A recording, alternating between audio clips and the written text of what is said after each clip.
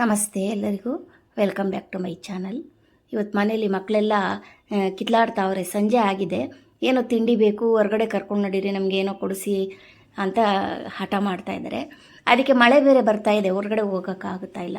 ಮನೇಲಿ ಏನಾದರೂ ಒಂದು ಮಾಡೋಣ ಅಂದ್ಬಿಟ್ಟು ಸ್ವಲ್ಪ ಹುಣ್ಸೆಹಣ್ಣು ನೆನೆಸಿ ಅದಕ್ಕೊಂದು 4 ಮೆಣಸಿನ್ಕಾಯಿ ಹಾಕಿ ಚೆನ್ನಾಗಿ ಅದನ್ನು ಇಸ್ಕಿ ಶೋಧಿಸ್ಕೊಳ್ತಾ ಇದ್ದೀನಿ.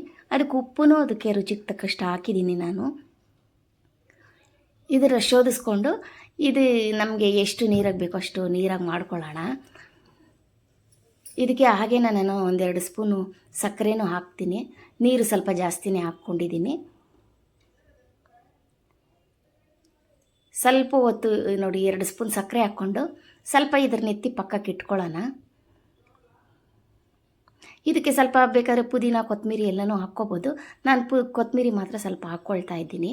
ಇದು ರೆಡಿ ಆಯ್ತು. ಈಗ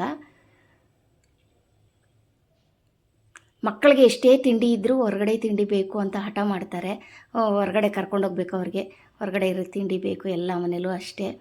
ಹಾಗಾಗಿ ಸಂಜೆ ಇವತ್ತು ಮಳೆ ಬರ್ತಾ ಇರೋದ್ರಿಂದ ಹೊರಗಡೆನೂ ಕರ್ಕೊಂಡು ಹೋಗ್ತಾ ಇಲ್ಲ ನಾವು. ಈರುಳ್ಳಿನೂ ಸಣ್ಣಗೆ ಹಚ್ಚಿಟ್ಕೊಂಡಿದ್ದೀನಿ, ಟೊಮೊಟೊ ಸಣ್ಣಗೆ ಹಚ್ಚಿಟ್ಕೊಂಡಿದ್ದೀನಿ.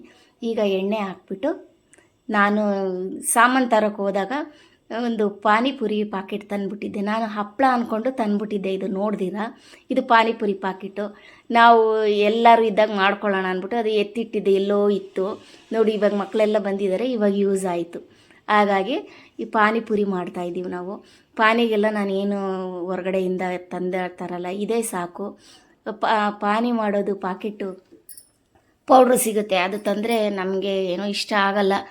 ಇದು ನೋಡ್ರಿ, ಹಸಿ ಗೊಜ್ಜು ಥರ ಮಾಡಿಕೊಂಡ್ರೆ ಎಷ್ಟು ಟೇಸ್ಟಾಗಿರುತ್ತೆ ಅಂದರೆ ತುಂಬಾ ಟೇಸ್ಟಾಗಿರುತ್ತೆ. ಹಾಗಾಗಿ ರೆಡಿ ನೋಡಿ, ಪೂರಿ ರೆಡಿ ಆಯಿತು. ಎಲ್ಲ ರೆಡಿ ಮಾಡಿ ಮಕ್ಕಳಿಗೆ ಕೊಟ್ಟರೆ ಖುಷಿಯಾಗಿ ತಿಂದರು. ಹೊರಗಡೆ ಹೋಗಿ ತಿನ್ನಿಸ್ಕೊಂಬರೋದಕ್ಕಿಂತ ಈ ಥರ ಮನೇಲಿ ತಂದು ಇಟ್ಕೊಂಡು ನಾವೇ ಮಾಡಿ ಮಕ್ಕಳಿಗೆ ನಾವು ಎಲ್ಲ ತಿಂದರೆ ಹೆಲ್ದಿಯಾಗೂ ಇರುತ್ತೆ, ಖುಷಿಯಾಗಿರುತ್ತೆ. ನಾವೇ ಮಾಡಿದ್ದು ಪಾನಿಪುರಿ ಅನ್ನೋದು ಒಂದು ಖುಷಿ ನಮಗೆ. ಅದರ ಟೇಸ್ಟೂ ತುಂಬ ಚೆನ್ನಾಗಿತ್ತು. ಇದಕ್ಕಿನ್ನ ಇದು ಬ್ಲ್ಯಾಕ್ ಸಾಲ್ಟ್ ಎಲ್ಲ ಹಾಕ್ಕೋಬೋದು. ನಮ್ಮಲ್ಲಿ ಬ್ಲ್ಯಾಕ್ ಸಾಲ್ಟ್ ಇಲ್ಲ ಇರೋದ್ರಿಂದ ಮಾಮೂಲಿ ಸಾಲ್ಟೇ ಹಾಕ್ಕೊಂಡು ಪಾನಿಪುರಿ ಮಾಡಿಕೊಂಡು ಎಲ್ಲರೂ ಕೂತ್ಕೊಂಡು ಎಂಜಾಯ್ ಮಾಡ್ಕೊಂಡು ತಿಂದು.